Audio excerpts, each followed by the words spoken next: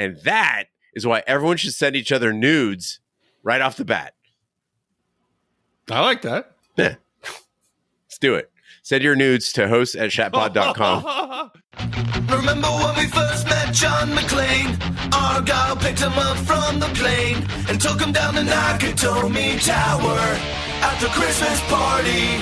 And the terrorists were overzealous, but it was sweet when they killed Ellis. And with a little help from Alan, John McClane kicked ass. Welcome back to Shat the Movies, the podcast where we answer the question, were the movies we loved when we were growing up really that good? Have you ever caught yourself thinking, why don't they make movies like they used to? Can you still remember spending your Friday night searching for the perfect movie rental at Blockbuster Video? Do you know what Blockbuster Video is? If you answered yes, then this is the podcast for you. I am one of your hosts, Gene Lyons, and alongside me is my co-host, Big D, Dick Ebert. Good evening. And each week, we take a look back in time, decide if our favorite films still hold up. The movies we cover are chosen by you, the listeners, who generously commission the films you love. If you'd like to see all the movies we have covered, will cover, want to choose one for yourself, please visit shatpod.com and have a look. At the end of each podcast, we'll provide you, the audience, with the number of wipes each movie take to get off your respective butts. So, thank you so much for listening. If you have not already, hit that subscribe button and share with a friend. It's how we help the podcast grow. Additionally, subscribe to our sister podcast, Shat on TV. We review TV series such as Westworld, Taboo, American Gods, Game of Thrones, True Detective, Lovecraft Country, and Watchmen. Find all our information and past episodes at shatpod.com/TV. And finally, if you would like to hang out with us live, follow and subscribe to our Twitch channel, shatpod.com/Twitch, and our YouTube channel, where we play video games, host watch parties, and edit this podcast live. All that being said, Big D, what movie are we reviewing tonight? So, Gene, before we hit record here, I was deciding whether or not to have a drink. And I said, you know what? We're going on a date night today, you and I together. So I thought I'd get a nice big glass of Pinot Grigio to enjoy with you. For you and I have been requested by Ben from New Hampshire to review the 1991 American dark comedy dating film, Mystery Date. I, too, decided to follow the date night theme and showed up with a monster. White one. The best one. The only one people should drink. Delicious, delicious. Monster. Does that power you up? Zero Ultra. Is that your... Oh, is it alcoholic in there? No. Okay. I wasn't sure. I thought maybe there was something I'd missed. No. It's just Monster. So that powers your date night. Yeah. It's powers to everything. Monster is everything. Okay. Anyway, Ben wrote in and said, as a listener for the past few years, since COVID really, I just wanted to thank you guys for what you do. I've never commissioned a movie or reached out in the past, but I just want to thank you for giving me a source of entertainment every week while I drive around, usually to work. I haven't seen the movie Mystery Date in the history at all, and I was wondering if it is a movie you'd consider reviewing. It features a young Ethan Hawke and has the band Gwar, so you know it's going to be good. Anyway, keep up the great work, Gene and Big D. I hope all is well with Ash. Also, Gene, feel free to check out my crappy punk rock bands, Jimmy Jacked, in which I'm the lead vocalist, and The Burls.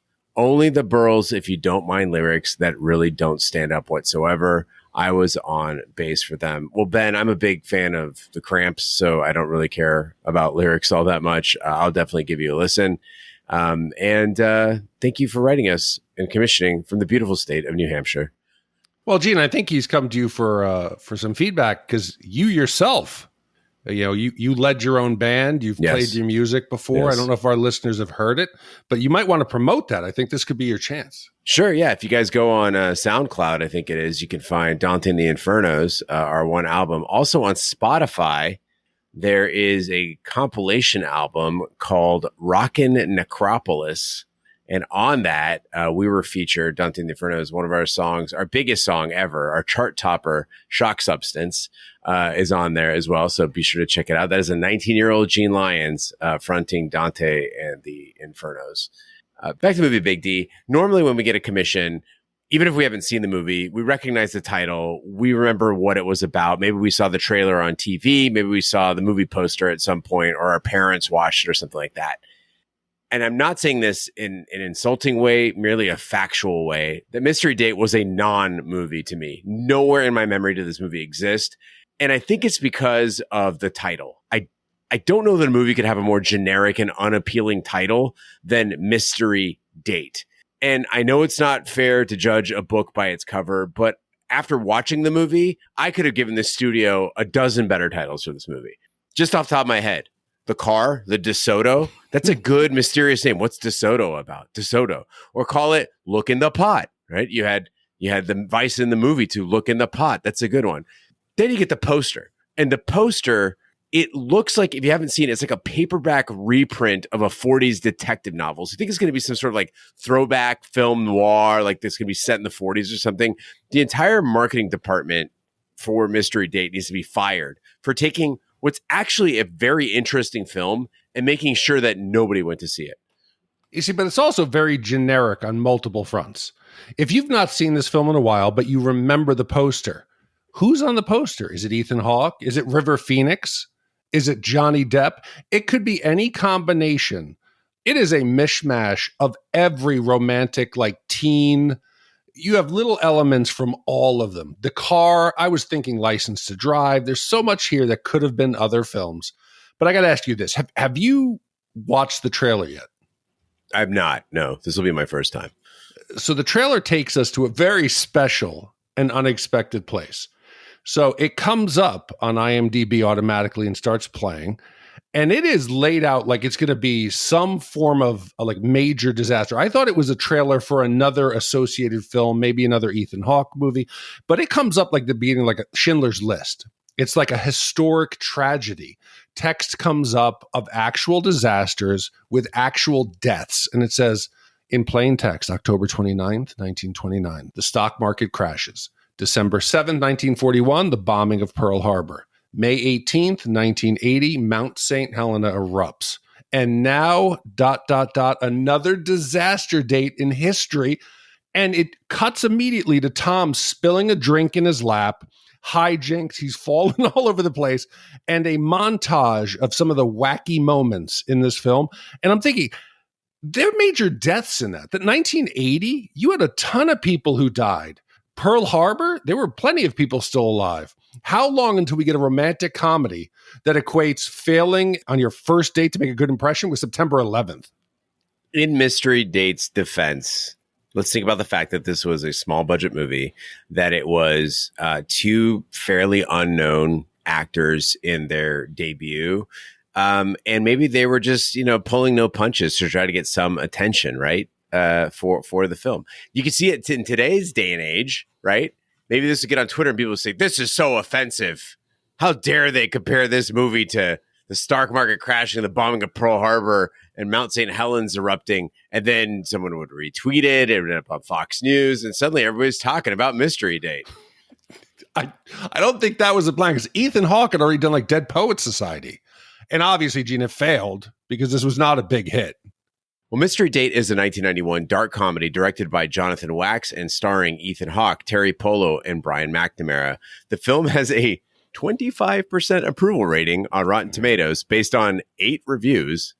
I think you and me and Ben make it 11 people who have seen this movie. And it took in $6 million at the box office on a budget of $7 million. Mystery Date was the feature film starring debut for both Hawke and Polo. And legendary metal band Gwar makes a cameo. Also, if you are on the fence about watching this movie, I should let you know that it's going to be very hard to find on streaming, but it's free on YouTube. Is that where you watched it, Big D? No, I watched it on, what was it? Not Hoopla? No, it wasn't Hoopla. It was one of the freebies. It was, oh man. It's the one that does the commercials. A lot of them do that now. Oh, okay, hold on one second. Fucking Amazon does that now. Yeah, hold on. So let me see what it was. It was because, I feel like it was. I feel like it was Pluto. Let me just see. But the reason I have an issue with it is this. It's Tubi. So, Gene, I watched this on Tubi for free. I didn't see the YouTube version, and it was very distracting because I don't know if everybody gets the same commercials. I'd be getting into a scene, and then all of a sudden, it would be a full screen close up of Arby's roast beef and cheese. And it would be, you got the meat, and it was cheese, and then it would go back to the date. And then I'd get more Arby's. So I don't know if I'm Arby's target audience or it was just Tubi. If it helps at all, I get Laughing Cow cheese all the time. So maybe that's our demographic. Let's hit the trailer. I forgot what I was going to say. It was something really enchanting. Tom, Yeah, maybe we should just skip this whole first impression thing. What do you say? great idea. Great idea. I've always kind of thought fourth impressions, they were really the most important.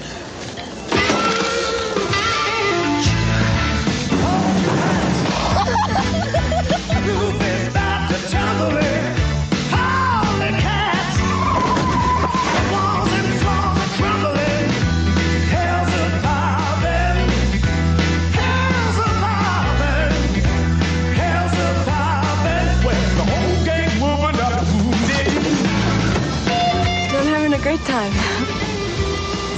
You are? Can't wait to see what you'll do next. Next? Mr. Liu would like you to be his guests for dinner. Did you know that he killed my cousin, Ho Wong? Well, it's our first date. We haven't had a lot of time to open up to each other. What the heck is your problem? I think he wants to kill us. What, with MSG?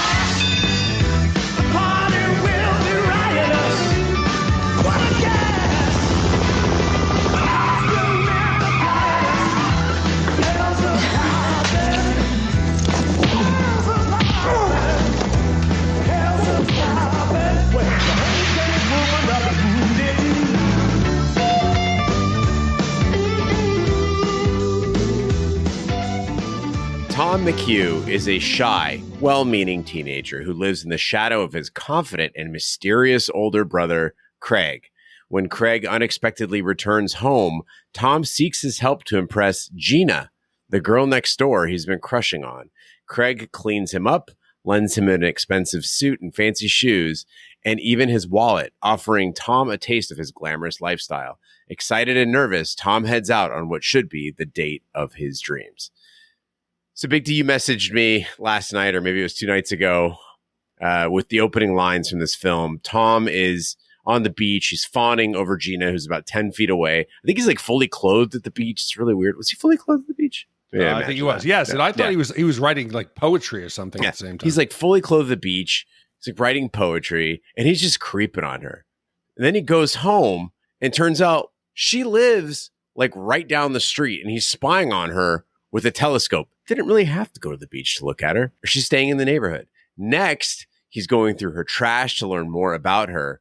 And listeners, I'm not going to claim that I'm an expert on how to meet women. I'm very awkward at it. But this, guys, this is a dream scenario. This is such a layup.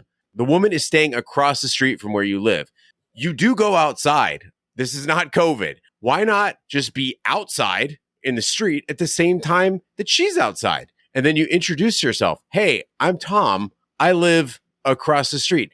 And just see if there's any vibes. Because the alternative is you learn a ton about her, right? Let's say you go through her trash. You learn everything that she loves. And it all works out.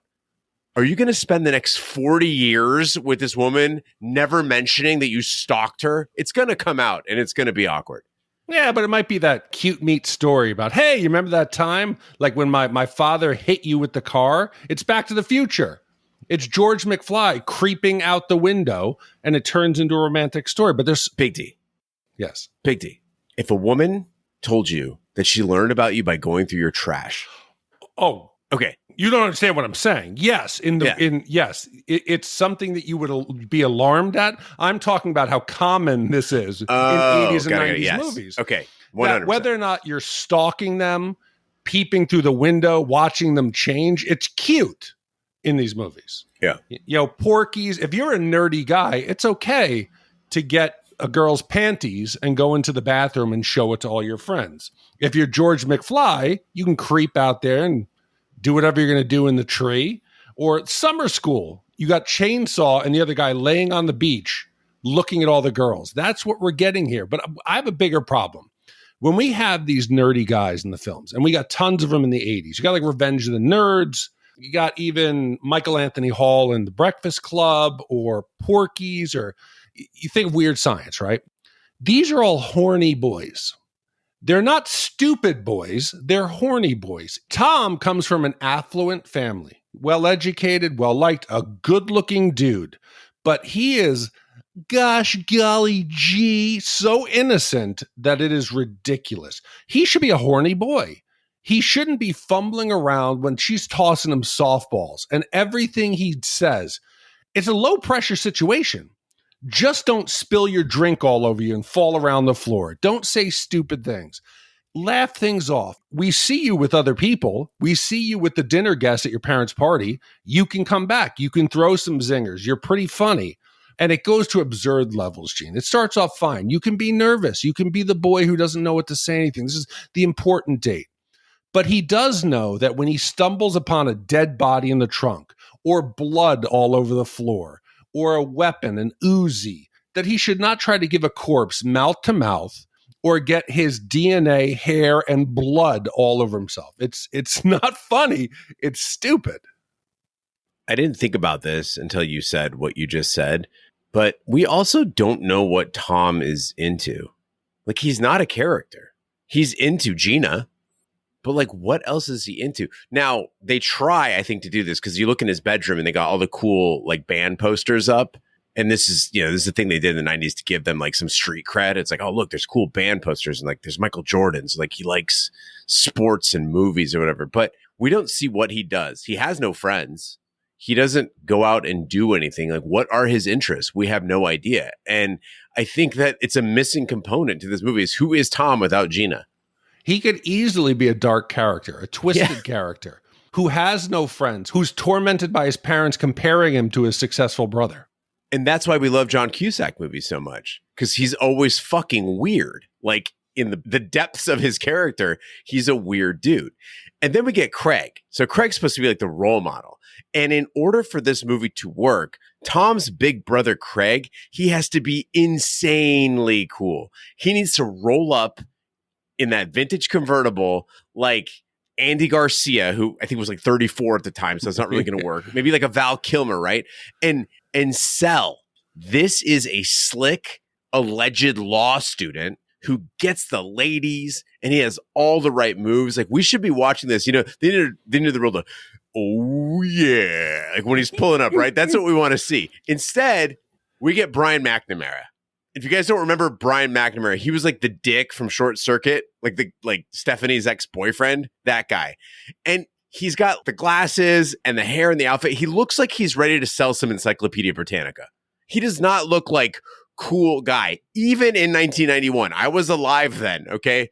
That is not what we would think a cool guy looks like. I don't believe he's a law student. I don't believe he's a cool big brother. And I certainly don't believe that his true identity as expert cat burglar applies to this guy. No, even you got Matthew Broderick, Ferris Bueller. He's arrogant enough that he could have pulled this off. Yes. Or you're thinking about characters that I think anyone, because this is LA, you could have had any of the less than zero douchebags. Robert Downey Jr. could have done it as the dark, like he plays up to his brother. Hey, that's how you doing. Let me teach you. And then you see his dark side. Dude, you fucking nailed it. Robert Downey Jr. would be the guy for this job. Or even James Spade or Andrew McCarthy. Any of those could have done him. I get more of a Michael J. Fox, Alex P. Keaton. He's too goody two shoes. I never bought it. You smelled him. The second he comes on screen, you know there's something going on here. This is not a law student, besides the fact that he looks like he's in his early 30s. It really made the whole like getting dressed and going shopping montage thing very difficult for me to digest, because I thought we were supposed to dislike him until I realized that we're supposed to like him until we dislike him. It was a mess. As Tom and Geena begin their evening, strange things start to happen. People begin mistaking Tom for Craig, and they're angry. A florist assaults him, a thug tries to kill him, and eventually Tom finds a corpse in the trunk of the car. He has no idea why these things are happening, but tries to hold the date together as Geena remains unaware of the growing danger. The situation spirals as Tom becomes entangled in a web of misunderstandings and threats. So in Ferris Bueller's Day Off, I think we both had a problem with his tone, with the way he comes across. He's privileged. He's arrogant. He's out of touch. But he's not a bad guy. We get to meet Craig. He treats service workers like they're garbage. He tells Tom to only tip them when someone's watching. He struts around with that smug arrogance, but there's something sleazy underneath that's different from Ferris. He is a douchebag. And I'm hating him. And I know that he's going to steer his brother wrong. But then he starts dropping some wisdom. Women don't want a wishy-washy guy who's indecisive. Like, what do you want to do? And women like men who pay attention to them and take an interest in what they think, how they feel. But then he drops a line about how your actions will most likely end up with you getting slapped by a woman. And he says there's things in life that are far worse than being slapped by a beautiful woman. Now, back in the day, that was a sign of confidence. You have to go out, you have to make an effort, you got to hit on the girls, you have to be the one trying to get it done. But in 2025, watching this, I don't know if now, are young guys today, Gene, is it still like that you have to go out there, be bold, go out, even if it's problematic, go out and be not aggressive, but confident in a way that might get you slapped? Now more than ever, lots of indicators are going the wrong direction, right? Housing is getting more expensive. It's more difficult to travel. A lot of things are going the wrong direction. The environment, there's climate change and storms are getting more intense.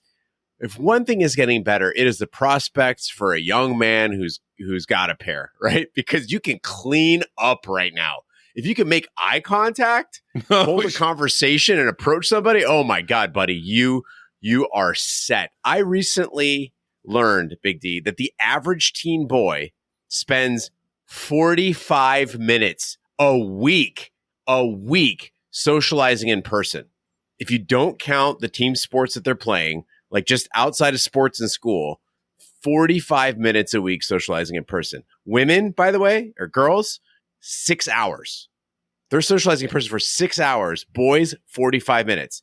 And I said, is that right? So I started asking around, and people in my life, parents that I know, people at the gym, people at work, they confirmed. They said their boys generally go to school and then they come home and they get online.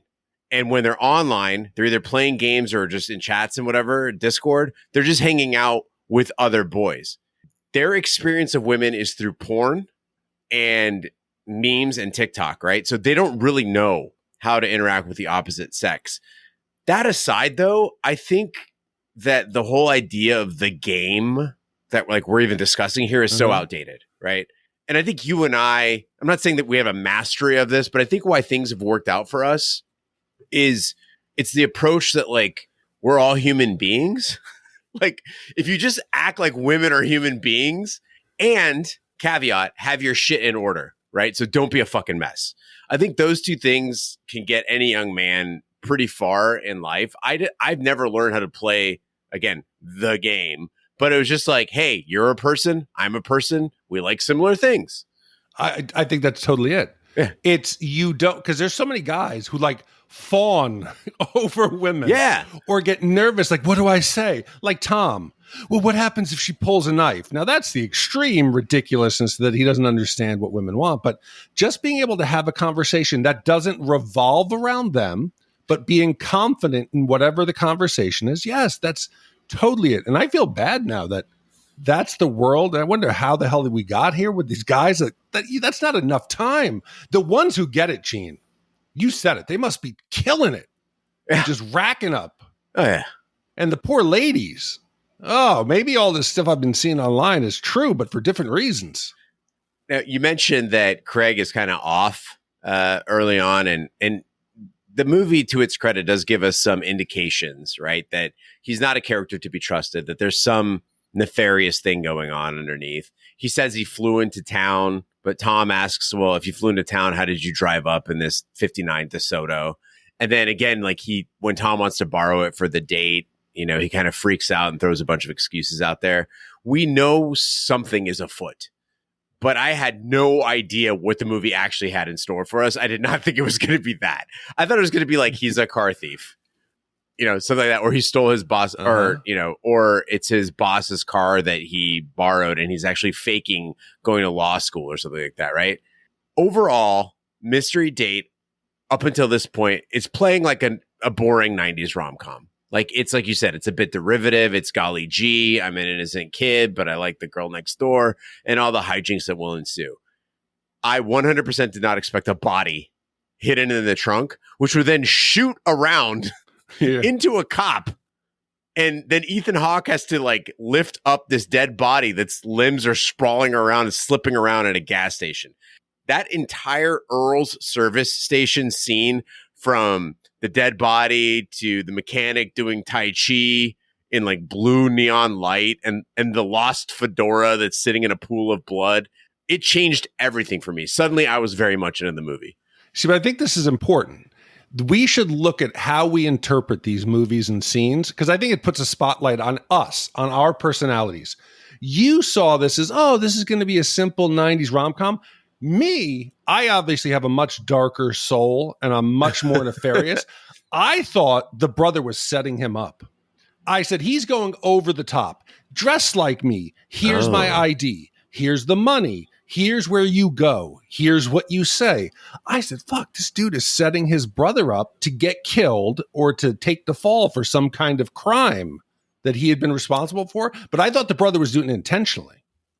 Oh, I think in the end, I think he is a decoy. I think Tom is a decoy so that he could pull off the heist.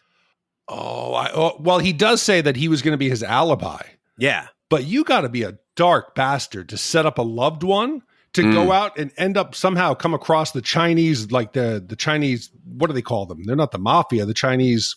We want to say triad, but I don't think it's the triad. Whatever it is. This is a violent organization that you know is trying to actively assassinate you because they put somebody in your trunk.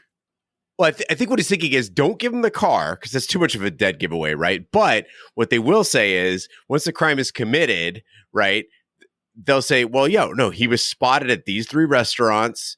He used his credit card. He showed his ID. So clearly he was there. There's an established alibi. I think you're right. I think you're right on that. I don't think he wanted like him to get killed, obviously. No, I think he didn't want his car to get fucked up. I personally think he didn't want his car to get damaged. That's what about his suit and his shoes? Yeah, but so you said it became interesting when you had this pool of blood and fedora and the police showing up in the gas station. For me, it is when they go to Club Voltaire. Suddenly, I'm like, this is a place Gene would embrace. This is an interesting crowd. And he's succeeding in the date. We'll get into whether or not it's realistic because they're going to unique places that Gina's probably never seen. When they go down this street, I'm like, do not park that car there. It's going to get vandalized. But we are exposed to this goth punk bar. And it is packed with a wide range of characters, spiked hair. Gwar is on stage. It is ridiculous. It is energetic. It's chaotic. It's weird, but it's funny and it's fun. And you can see he starts to grow a little confidence.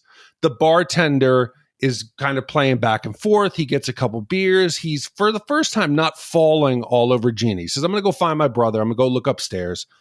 And Gina's paying attention to it. I'm like, okay, he's got her at a cool place.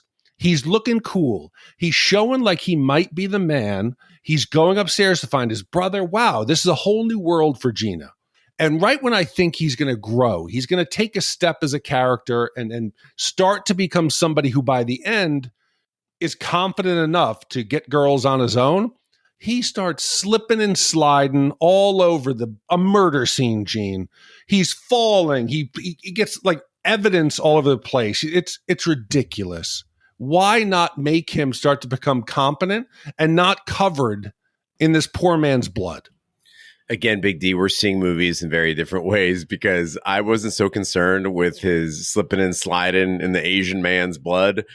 I was focused on Club Voltaire, much like you were, but I just started thinking about clubs. Like once again, we have this great late 80s, early 90s movie with a cool club scene. And we're starting to see a pattern here. One of the great things about doing this podcast is you start to notice that there were eras in which things appeared in movies that you're like, there's no way that wasn't culturally huge. Otherwise, it wouldn't show up in films. Not to be an anthropology lesson, but we saw movies like After Hours, right? Where you get to see a cool club. You see it here. One tragedy of being Gen X is watching this creature called the nightclub go extinct, right? Yeah. In our youth, that was the place to be. Like that was the epitome of entertainment.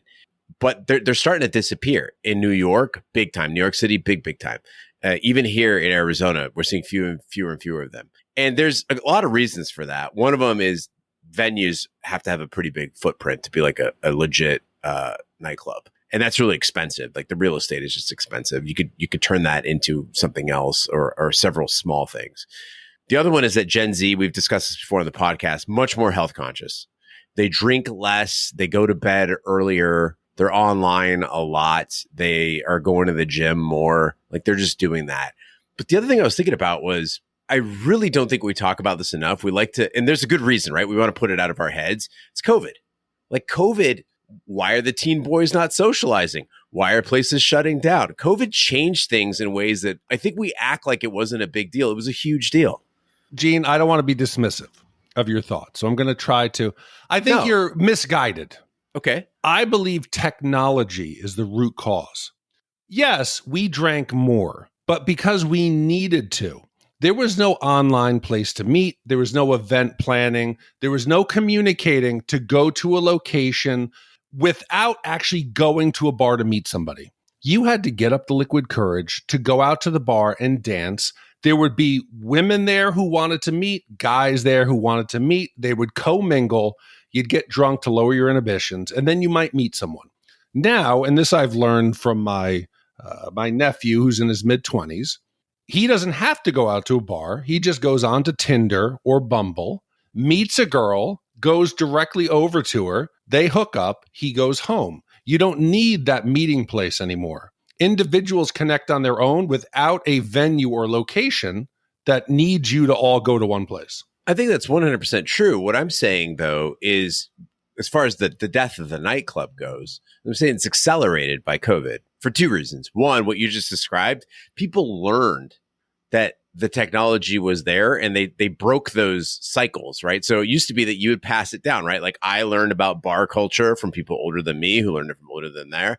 And that stopped. It stopped and then went away. But the other thing is so many of those places took such a financial hit that they never recovered from. So you couple that with the fact that fewer people are going, these places are just going to disappear. I think, again, I think we're both correct on that, but I don't think anybody's denying the fact that the nightclub, like the days are numbered. I don't think that the next generation of kids after Gen Z, they're not going to be nightclub goers at all if they even exist at that time.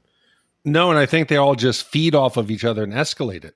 So now you're going to have less meetups, less 45 minutes now. What's it going to be in a couple of years? It's going to be, we got to get the VR sex. We got to get it started up or the species is in trouble, Gene. We're just going to be like underground, like in the Terminator. Or fuck it, what was it called? We're going to be in the Matrix. We're all going to be like we're going to be hooked. You and I are still going to be at what's it called? What's their little city? What? In the Matrix. What, in the Matrix? Zion. Zion, yeah. We're You and I are Zion going to be in Zion in our drum circle, rubbing on each other and jumping. Hell yeah. That's the Hell real. yeah. That's real. Hack the planet. Tom's night becomes a nonstop string of increasingly dangerous encounters. He is arrested, kidnapped, and pursued by a series of people who think he's Craig, including gangsters and police. Along the way, it's revealed that Craig had stolen a valuable vase from a powerful mobster, and all these people think that Tom, posing as Craig, is responsible. The body in the trunk, the surveillance, and the escalating threats all stem from Craig's criminal dealings. So, Gene, there's a moment that I felt very validated and very seen. In the very beginning of the podcast, I had made a statement that I felt all of the things that people do, and I focused, I think, on what women did. I said hair extensions, spandex, colored contacts, high heels, push-up bra, makeup. All of this was a form of deception. It was false advertising. It's you're presenting yourself in a way that isn't genuine, which isn't really you. And Geena, thankfully, she comes up with her own take on this, and I felt very seen. She's talking more about first dates. They are very superficial and artificial, that they're not real. You don't see the person who they are. They show up with makeup. You go to a place that's dark. You get drunk, so you're a little more, you have a little less inhibition. And she said, these first dates, you're not seeing who the person is. You're seeing who they want to pretend to be. And I like that. I think it's very true. I think today whether you have catfishing or all of the profile photos, more we're talking about dating in 2025. Do you think it's getting harder or easier to know that the person you're meeting, who they are? Because I feel like today I wouldn't be able to trust anyone. You don't know who the person is in real life compared to the persona they've built online. I'm an old man, and today I'm with you. I'm confused. I don't know what people really look like. Nobody looks like their photos online, all that stuff. But as a reference point to 1991, I think it was a very different world then. And I grew up in a salon, so I don't see that kind of shit as deceptive. Like, I read her whole line as like some sort of like 90s coffee shop edgy psychobabble, right? Isn't it weird that like what we're presenting isn't even us? No, dumb shit. That's the choices that you made. You are presenting yourself because you are being artistic about your appearance, right? So to me, game respect game. Like, I look at that and I go, damn, girl, like, good job. Like, that's a good choice in heels, a good choice in bra, you know, good hair extensions. I like what you did with yourself. And likewise, I'm going to put in an effort too. And I look like this. But do you remember Avril Lavigne's Complicated? Remember that song? Of course. Yeah. She's singing about this guy. She's like complaining, why'd you have to go and make things so complicated? And then she talks about like how he just like wears different clothes around different groups of people and acts differently. And that's not really that complicated. Like, he changes his clothes. I don't see this as deceptive. I see it's like like your appearance is the choices that you made to show up again in 1991. You see, well, I think like you're talking about the nails or fashion, you can accessorize and change your fashion or appearance. I'm talking about the things that specifically change your physical features.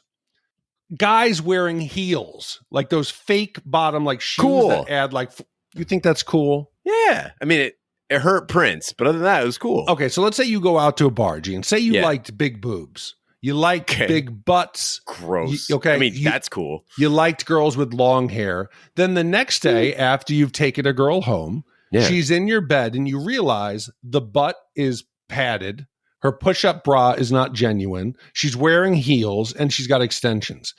You would be labeled as he's such a dick, Gene Lyons. He didn't call me back. No, you presented yourself as something that you weren't. It's not like a fashion choice. You can wear your nails however you want and accessorize, but don't physically appear to be. How do you, if you're a girl and you go out with a guy and he's over 6 foot, and then you find out he's wearing these Tom Cruise lifts, you're going to feel cheated. But did you like him? Maybe, you liked who he pretended to be. Oh, so who he pretended to be was his height. I'm not trying to paint you in a corner here. I guess what I'm saying is like, I would go like, that guy's got lifts on. Okay, I'm going to take it a different route. Okay? Yeah, and this might get me into trouble. Help me out. Okay, Ace Ventura, right? Okay. Ace Ventura was not homophobic. No. Ace Ventura was lied to. He took Einhorn home. He likes women. Yes. He got Einhorn in bed. Turned out it was a dude. Right. So he was upset. He felt misled. That's what I'm saying. I'm glad you brought this up because another online debate I've been getting into lately is the whole, are you gay if you're attracted to a trans woman? I'm like, no. If you're like, ooh, I like dicks, that's when you're gay. It's not like you're like, wow, that woman would be a lot hotter if she had a dick. That is gay. If you look at a trans person and you're just looking at them and you go, wow, like, she's really pretty. I find her attractive. I am aroused by this. That's like, yeah, because she is presenting as a woman and therefore you're attracted to women. You are not gay. Dude, you would not believe how many people do not get this concept. They're like, it's a dude though. Well, maybe they're saying that they get attracted knowing it's a trans. No, what I'm saying is like there have been examples where they post a photo and they say, gotcha. Are you attracted to this person? And they're like, no, it's a dude. It's like, right. But but it does not make you gay to be attracted to a trans person. It makes you gay to be attracted to another man. If that's the part that turns you, it's what part is turning you on.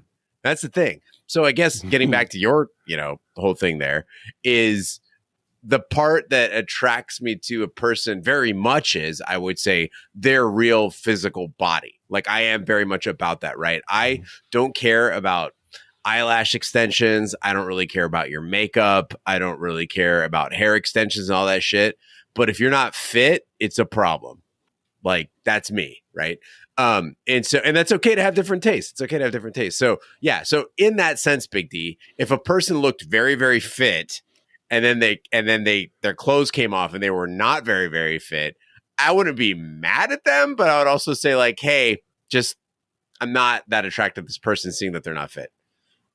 And that is why everyone should send each other nudes right off the bat. I like that. Yeah. Let's do it. Send your nudes to host@shatpod.com. It's like that damn TV show, that reality show you like. Oh, yeah. Where the people, the British one, yeah. Yes, where you get to see each other naked. No, what was it called? Naked Attraction. Right. So then that's exactly. Let's start. That should be a trend here in the United States. Now, I'm not sure if it was intentional, Big D, but the same mystery date casting department that blew it on hiring Brian McNamara, somehow they aced it when it came to Chinatown. They managed to sign every typecast Chinese actor in Hollywood into this movie. You've got literally a 5-minute span. You got Victor Wong. That's the dude from The Golden Child and Tremors and Bloodsport and Three Ninjas. And most notably, in my book, what I remember him from is Big Trouble in Little China, who's reunited in this movie with James Hong, who also was in Big Trouble in Little China. He also was in Blade Runner, Chinatown, Airplane, Balls of Fury, Wayne's World 2, who is also reunited with B.D. Wong because both of them were in Mulan doing voices. B.D. Wong is also famously in Jurassic Park, Law and Order. I'm not complaining about this. I think it's badass. The Chinatown act of the movie was my favorite part. It was just wild to see that many dudes we knew in like one span of a film. Gene, it was like bingo for movie nerds. They came up and I was like, got him. So in my head, I'm thinking through all the roles that you're just naming, but then it gets dangerous, Gene, because I've had a history, right, of mixing up African-American actors. B.D. Wong comes up and I'm like, yes, that's Indiana Jones's like sidekick, the waiter in Temple of Doom. No, in Temple of Doom. During the, the Anything Goes musical number. Yeah. I thought B.D. Wong was the waiter who had the gun under and he gets shot. Yeah. That is a very different actor, Gene, who looks nothing like B.D. Wong. B.D. Wong reminds me of like an Asian Val Kilmer. I really like his face. I like him. He was very charming. He is. I agree. Yeah, I think he's in Law and Order. Yeah, he's in Law and Order. I should watch more Law and Order. Dick Wolf. He's very confident, very funny. He can play diverse roles other than just the stereotypical Asian janitor like Victor Wong does. He's a sorcerer too. He's a janitor / sorcerer. Usually, yes. He is the wise like Asian sage who will come and spit some knowledge and then clean up the bathroom. He does. He's a janitor in this movie. He is a janitor in a bathroom, Gene. I'm not being racist or stereotypical. Look in the pot. Eventually, not that pot. Eventually, Craig resurfaces, suave and unbothered, and reveals that he orchestrated everything to get himself out of the mess. He knew people were after him, so he let Tom take the fall by using his name and identity, never warning him of the risks. He doesn't seem especially guilty about it, and after a brief confrontation, Craig disappears again, avoiding capture and leaving Tom to face the consequences. So, Gene, I'm not questioning why this movie wasn't successful, because it's unoriginal. There are moments that are dark, and you said you thought this could go a very different direction than you expected, and they should have done that. They should have pushed this to the extreme and had in the end, maybe the brother was being malicious. Maybe there was something going on behind the scenes, but it turns out this is just a hodgepodge collection. It was a mixtape of 80s and 90s plots.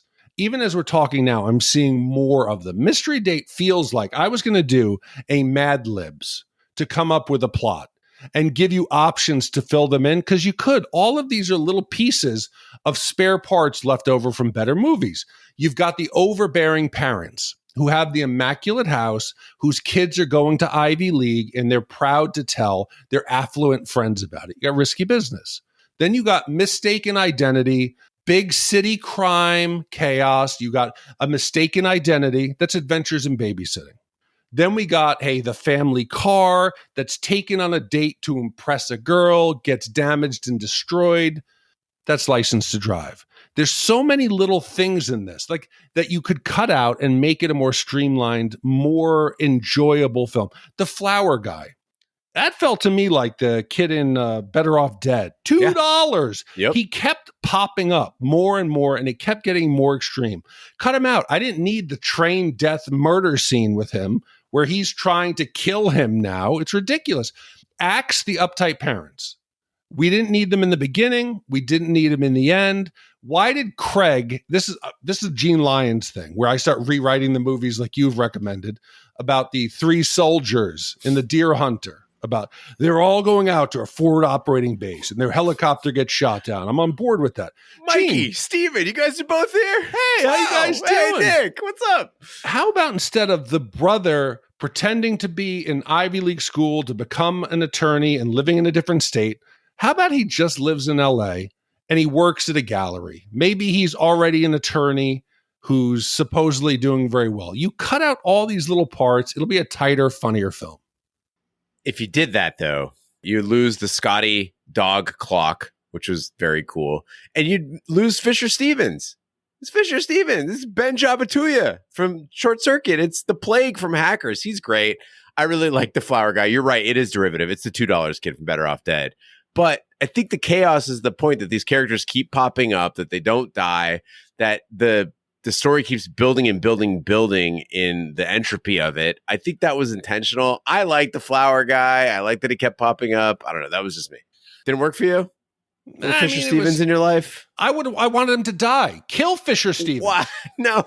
Have something instead that he keeps coming back. Yeah. Have something. I wanted this to go full dark. You say it's a dark comedy? Fucking kill him. Have other people die. That would be shocking. If you had, it would. You know? Let's see. What is Tom willing to do to get laid? Would he cover up his brother's death? Would he assume his identity? Would he, if he found $1 million in the vase, would he take it? I want this to be a real in-depth study of Tom's personality and what you would do to get that girl next door who you've been obsessing about and peeking through her windows. You forgot in dumb moves that Tom makes also calling his house and leaving a fucking confession on the answering machine. How dumb is this kid? We've already determined, Gene, he's very dumb. In the end, Tom manages to clear his name with the police and survive the insanity of the evening. Geena, initially confused and frightened, realizes Tom wasn't lying. He was simply caught up in something far beyond his control. Despite everything, she still likes him. Though the night was a disaster on paper, it becomes a rite of passage for Tom. He's no longer just a shy kid in his brother's shadow, but someone who's faced real danger and come through stronger. So, Gene, this is the only part in the film that I felt was original and surprised me. Every 80s or 90s movie, Ferris Bueller's Day Off, it ends with dun dun dun dun dun dun dun dun dun dun dun dun dun, running through the backyards, and he gets home just in time, and mom and dad don't know the day he's had out. You know, or Tom Cruise in Risky Business. Oh, he gets the glass egg. It's the last thing as they drive away with the moving van, and the parents don't know other than that tiny crack in the egg. I'm expecting this is all going to turn out to be a real learning experience. It's going to be a happy ending. This ending, Gene, is anything but happy. This movie ends with everyone's life in shambles. The parents' house is wrecked. Their belongings are all over the front lawn and destroyed. Golden child older brother, turns out he's a con artist and a small-time crook. He's been living a double life in LA. So the parents are going to be destroyed. He's not a lawyer. Where'd that money go? Did he fail out of school? There is a dead hitman in his trunk. Do you think the Chinese are just going to forget about that? Do you think that the police are just going to say, wow, it was an exhaust leak? That's not the way crime and punishment works. He's going to jail. There's charges of like racketeering. There's all kinds of theft in his apartment was there. The family reputation is torched. That beautiful dog sculpture is destroyed, the clock. But Tom gets laid. So in the end, we've seen the only thing that mattered, the only thing achieved was that we believe Tom, he might have fumbled it the last minute. He was on the goal line. As long as he got laid, everything else didn't matter. And maybe we have to redefine what success was in an 80s teen rom-com. There also was that final line of truth from Craig that I really liked. It was like, you guys are going to thank me for this. Like, when you're old and you're living in your suburban house and you got your perfect, boring life, you'll always think about this one night. And that's totally true. That is totally true. This is the most exciting thing that's going to happen to either of them. You said during the Deer Hunter that first day back for Michael was the best day he was going to have for the rest of his life. I think that this was the greatest moment for Geena and Tom. They still haven't established that they have anything in common. He lied about reading the book that she read. They don't even know each other. So this is the cornerstone of their relationship. But I'm glad in the end that Geena finally accepted Tom, because she was really starting to piss me off. She seemed like a real contradiction for a while there, because she keeps telling Tom, as he's asking her, that, yeah, she's having a great time. And she keeps pushing the envelope of safety when Tom's uncomfortable. He's like, we should really get out of here. This is not a good situation. Like, we better go. And she just, no, it's fine. It's fine. She keeps saying that he is getting a second date, even though he keeps apologizing, saying, this is not going well. Can you please just give me a second date? And she's like, yeah, of course you're going to get a second date. And she even gives him a quiz to show she's a really interesting 90s lady looking for an interesting man. But Big D, things do get interesting. And when they do get interesting, she gets scared and she gets confused and she walks out, literally walks out on Tom onto train tracks near a warehouse in the darkness. I wish that Geena were a more charming character. To me, she seemed like a red flag. I just wanted her to be smarter, right? She could have fun and be down for these really dangerous, wild experiences, but instead she comes across as dumb. Like, what do you mean he wants to kill us? He's just giving us dinner. No, have her be like, hey, Tom, this is something's going on here. Have them solve the mystery together, and these experiences kind of bond them together. But I thought there was a dark, again, this is me. This is my dark side. What is going on with you? I kept questioning, should we trust her? She just happens to live across the street. She just happens to be like house sitting. I said, how old is she? She looks like she's in her mid-20s. Yeah, she's true. Drinking alcohol. We know that Tom's got a fake ID.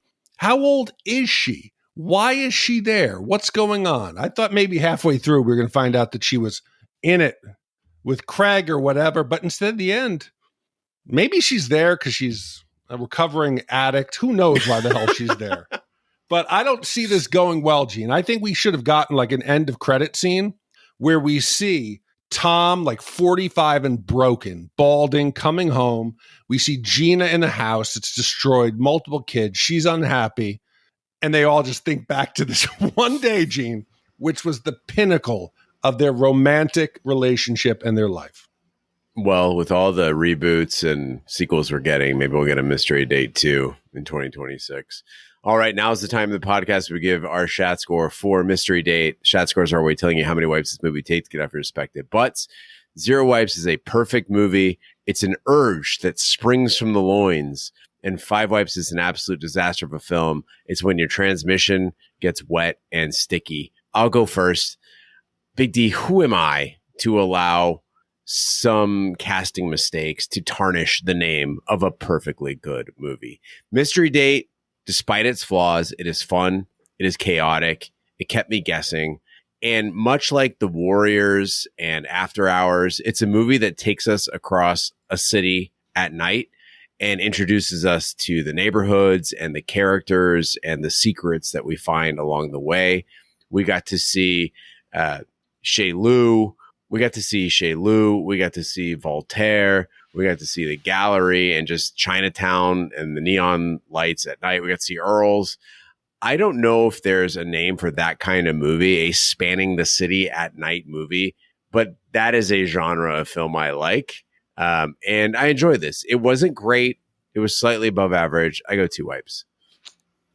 My feeling is you need a movie to be relatable in order to connect. You should be able to sympathize or understand the situation. Weird Science. I felt like the nerdy kid with my friend who the girls just never paid attention to. Or you could think The Breakfast Club. You have every archetype of the typical high school teenager there that someone can associate with.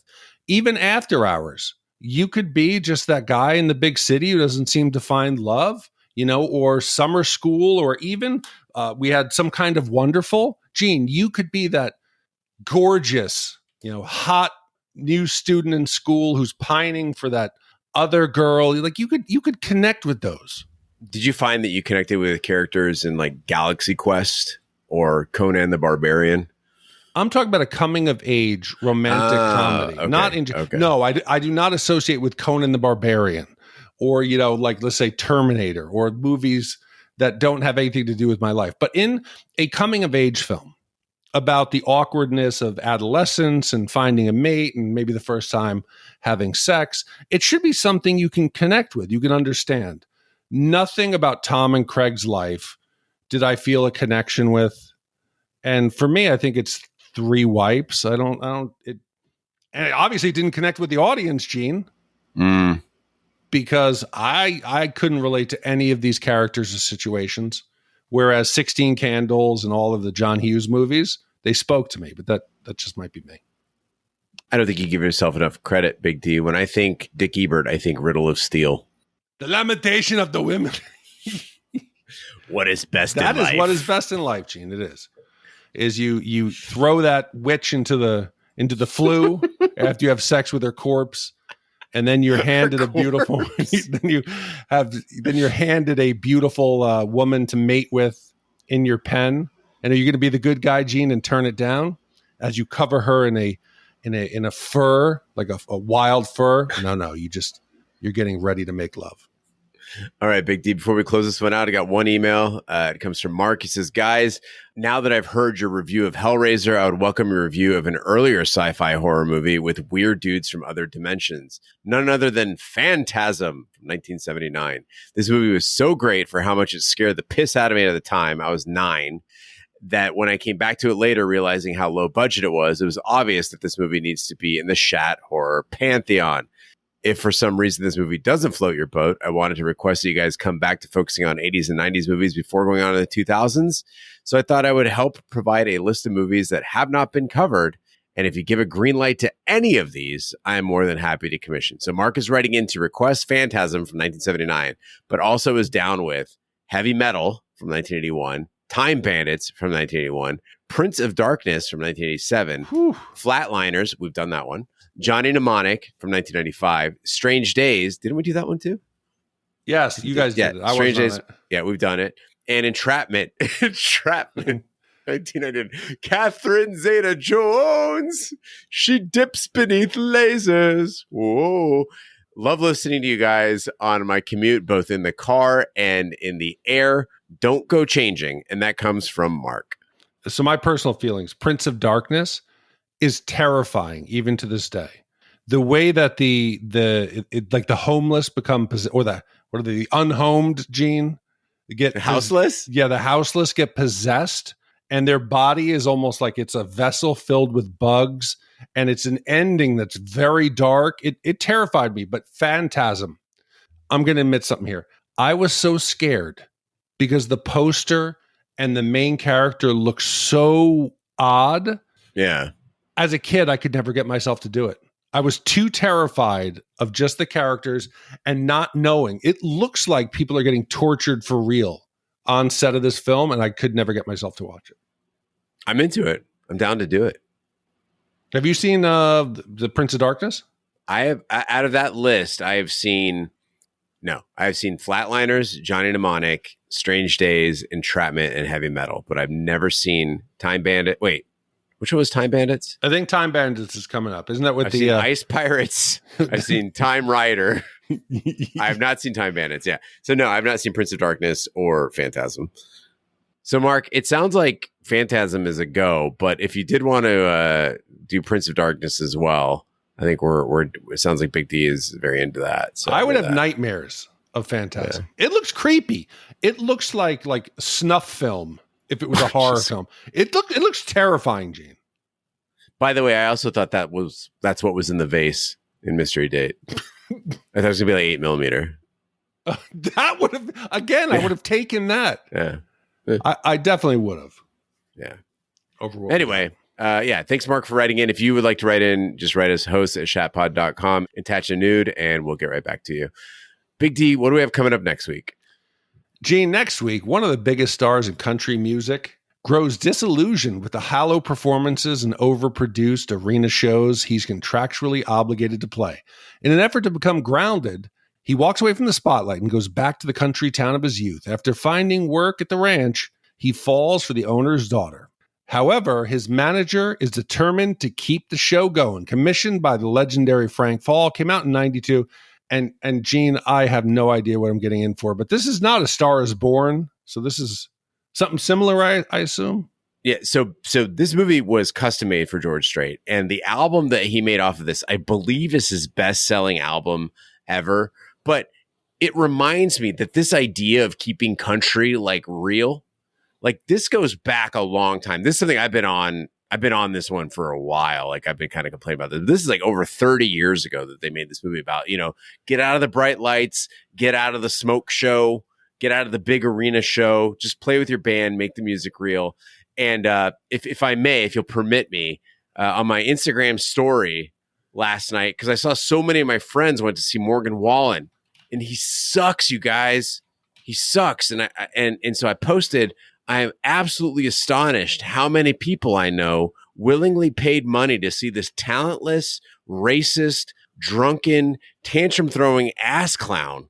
And I posted a photo of Morgan Wallen on the screen. My niece immediately messages me, and she says, I couldn't get tickets to his show, and I just sat on the beach and listened to his whole album, and it's great. And all I told her was that whales swam away. So is it that he's not talented, or you don't like the music? He is not talented. It is not country music. It is like pop beats, but they put some twangy guitars on there or whatever. Pretty monotone. Like it's pop shit. But what makes it particularly bad is that Morgan Wallen's a bad dude. Like he's on video dropping the N-word. He's the guy, you might have heard of it, on Broadway in Nashville that threw the chair off the top of the building. Okay. That guy. But is also like engaged in like altercations with staff at bars and restaurants on Broadway. Me and my boys are just getting a little rowdy, whatever. Just an awful, awful person. And but besides that, his music sucks. And guys, I'm one of those dudes. It's like I can separate the art from the artist. I absolutely can, right? But if the art and the artist suck, then that's a no-brainer. Like, this guy just sucks. So anyways, that's my rant about Morgan Wallen. He sucks. George Strait, good man. Good man, George Strait. No George Jones, but a good man. And all of them pale in comparison to the greatest of all time, the singing postman, John Prine. But that's the easiest way. We talked about to become successful is either Christian rock, country, I think, right? Jelly Roll. No. All of a sudden, how's he country? That guy, Kane Brown, he's country? Like, well, you don't like him because he's black? I don't know. Is he black? I don't know.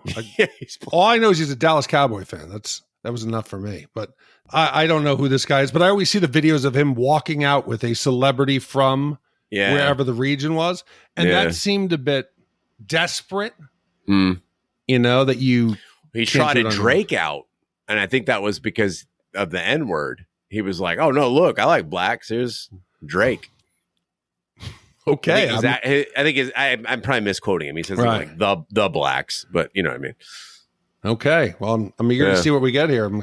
Anyway. Should be interesting. Yeah. Is this kind of like do you have the Jeff Bridges and Crazy Heart? I haven't seen Crazy Heart. Oh, okay. It's been Nick, one of our listeners, Nick C. He's recommended it to me many, many times, and I just have not gotten around to it. But I heard it's real good. All right, I'm open to country music because my time in Tennessee and Kentucky. It is catchy. I like the old stuff, but we'll see. We also, by the way, still need to do what was the one where he gets the baboon heart? Oh, Wild Heart? No. I don't remember. Who was it who got the baboon heart? Was it? It was was it? No, it was Untamed Heart.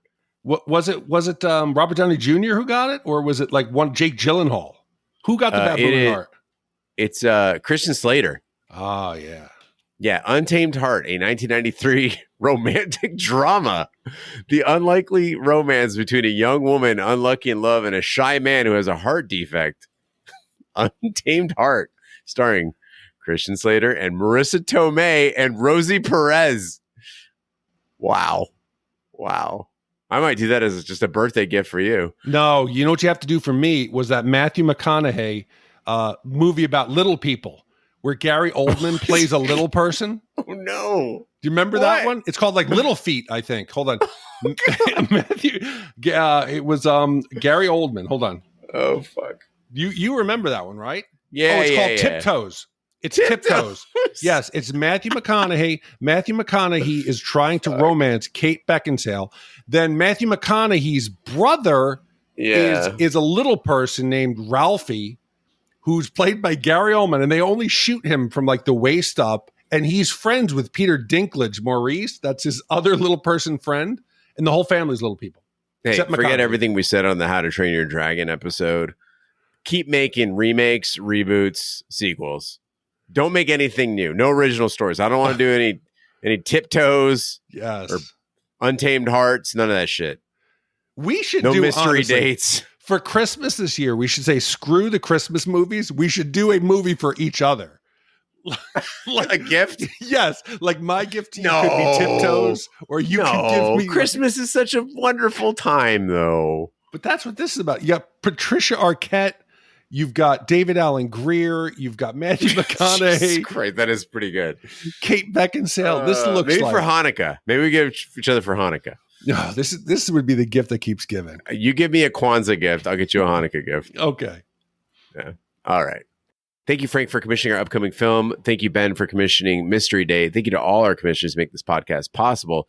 That concludes this week's episode of Shat the Movies. Be sure to follow us on social media and share with a friend. We're on Facebook, Twitter, Snapchat, and Instagram at Shat the Movies. You can email us, host@shatpod.com, or go to shatpod.com and use the SpeakPipe feature to leave us a voicemail. We'd love to hear your voice. Support the podcast by shopping our Amazon affiliate link, buying our merch, or by commissioning your own movie. Find all our information by visiting our website, shatpod.com. Also, check out our sister podcast, Shat on TV, where we review TV series such as Lovecraft Country, Westworld, True Detective, Taboo, American Gods, Game of Thrones, and Watchmen.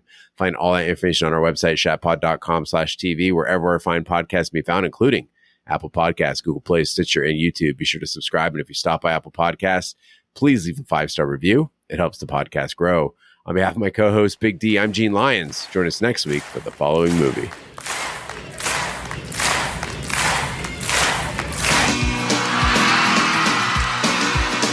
Warner Brothers presents George Strait in his motion picture debut. Where the sidewalk ends and the road begins, we said goodbye. He had gone farther than he had ever thought, done everything he had ever wanted, and felt more alone than he could ever have imagined. Sometimes I just want to dump the whole deal. Earl, old bud, I think I'm just going to take me a little walk. So he set out to find the kind of love. Did he say where he was going? I'm pretty worried about him. You follow the roots, you'll find it. He had only sung about. You know, I used to play in here years ago. Let me be your mailman and I'll always come through. Like Pony Express in the Wild Wild West, I'll ride. It's more fun than I've had in a long time. 'Cause I'm a top flight, hold you tight, get you there by daylight, do you right overnight mail. So you really can play that thing, huh? I was wondering, what are you running from? In all the world. She opened his heart. Haven't you ever been in love before? Brought back his hope. You're quite a talented man, Mr. Wyatt. And helped him find the truth. Just me and my guitar. You think anybody'd buy that? In his own music. As true as mine. George Strait, Leslie Ann Warren, Isabel Glasser.